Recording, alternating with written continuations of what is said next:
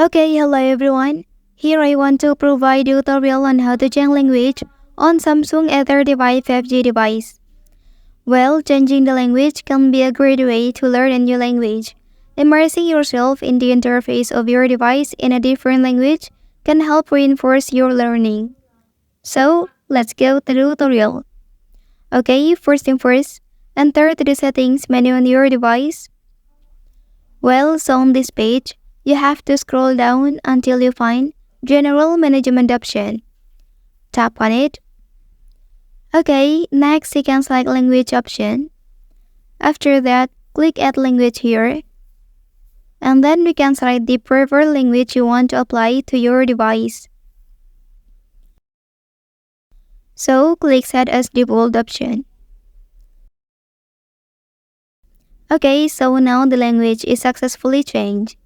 Well, that's the tutorial on how to change language on Samsung A35 5G device. If you are helped by this video, don't forget to like and subscribe to get other information from this channel. Thank you.